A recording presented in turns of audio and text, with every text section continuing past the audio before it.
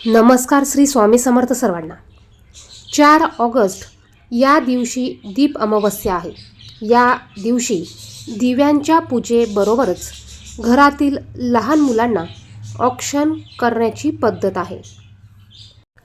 दीप अमावस्येला लहान मुलांना औक्षण करण्यासाठी दिवे कशाचे बनवावे, किती दिवे बनवावे, दिव्यामध्ये काय वापरावं याविषयीची संपूर्ण माहिती आपण या व्हिडिओमध्ये बघणार आहोत. दीप अमावस्येला मुलांचे औक्षण कसे करावे, केव्हा करावे, दिवे किती बनवावे, दिवा कशाचा बनवायचा आणि कधी औक्षण करावे याविषयीची संपूर्ण माहिती आपण या व्हिडिओमध्ये बघणार आहोत. भारतीय संस्कृतीमध्ये दिवा, ज्योती, फुलवात, वात यांना फार महत्त्वाचे स्थान आहे. प्राणाला प्राणज्योत म्हणतात. घरातील मुलांना वंशाचे दिवे म्हणतात. इतका हा दीप मानवाशी निगडीत झालेला आहे. या दिवशी दिव्यांची आवस या नावाने देखील ही अमावस्या ओळखली जाते. या दिवशी घरातील लहान मुलांना दिव्यांनी ओवाळले जाते.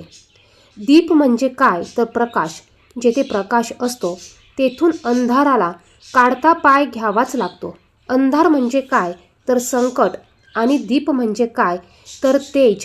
जिथे तेज असते तिथे संकटही घाबरून पळते. असे दिव्याचे तेज आपल्या मुलांना मिळावे व हर तऱ्हेच्या संकटांवर मात करण्याची त्यांना शक्ती मिळावी यासाठी आषाढ अमावस्येला घरातील लहान मुलांना दिव्याने ओवाळले जाते. आजची मुले ही भविष्यातील जबाबदार नागरिक असतात. त्यांच्यावर चांगले संस्कार घडावेत यासाठी धर्मशास्त्राने सांगितलेला हा संस्कार विधी आहे. या विधीचा संबंध थेट कृष्ण कथेत सापडतो. दीप अमावस्या म्हणजेच आषाढ अमावस्येच्या दिवशी आपल्या घरात असलेल्या सर्व दिव्यांना आपल्याला स्वच्छ करून दिव्यांची आपल्याला पूजा करायची असते. ही पूजा कशी करायची याविषयीचा संपूर्ण डिटेल्स व्हिडिओ आपल्या चॅनलवर आहे. तो व्हिडिओ तुम्ही पाहू शकतात. आता आपल्या घरात असलेल्या सर्व दिव्यांची पूजा करून झाल्यानंतर आपल्याला मुलांचं औक्षण करायचं असतं. म्हणजेच आपल्या घरात असलेल्या लहान मुलांना ओवाळायचं असतं. तर पहा, आपण दिव्यांची पूजा करताना दिव्यांना ओवाळण्यासाठी जे दिवे आपण कणकेचे बनवले आहेत ते दिवे आपल्याला मुलांसाठी वापरायचे नाही. तर मुलांना ओवाळण्यासाठी तुम्ही कणकेचे 1 किंवा 2 दिवे तुम्ही बनवून घ्यायचे आहे. मीठ आणि हळद न टाकता आपल्याला नुसत्या पाण्याने पीठ मळून घ्यायचं आहे आणि याचे तुम्ही 1 किंवा 2 दिवे हे करू शकतात. यामध्ये जोड वात घ्यायची आहे आणि या दिव्यांमध्ये आपल्याला तेल वापरायचं आहे. आपण देवांना ओवाळताना जे दिवे बनवतो त्या दिव्यांमध्ये आपल्याला तूप वापरायचं असतं आणि तुपाच्या दिव्यांनी कधीही मुलांना किंवा माणसांना ओवाळू नये असं म्हणतात.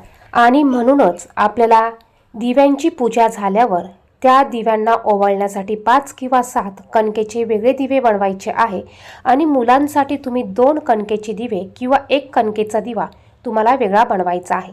यामध्ये जोडवात घालून तुम्हाला तेल घालायचं आहे आणि या दिव्याने तुम्हाला तुमच्या घरात असलेल्या सर्व मुलांना ओवाळून घ्यायचं आहे. मुलगा मुलगी कोणीही असो, तुम्ही त्यांना औक्षण करून घ्यायचं आहे. यानंतर हे दिवे आपल्याला दुसऱ्या दिवशी याचा गोळा करून एखाद्या झाडाखाली पशु पक्षी किंवा मुंग्या खाऊन जातील अशा ठिकाणी आपल्याला ठेवायचं आहे. तर दीप अमावस्येला आपल्याला आपल्या घरातील सर्व दिव्यांची पूजा झाल्यानंतर आपल्याला आवर्जून मुलांना न विसरता ओवाळायचं आहे. व्हिडिओमध्ये सांगितलेली माहिती आवडली तर व्हिडिओला लाईक करा आणि असेच माहितीचे व्हिडिओ बघण्यासाठी चॅनलला सबस्क्राईब करा. आणि काही तुम्हाला जर का प्रश्न विचारायचे असतील तर कमेंट बॉक्समध्ये नक्की विचारू शकतात. धन्यवाद. श्री स्वामी समर्थ.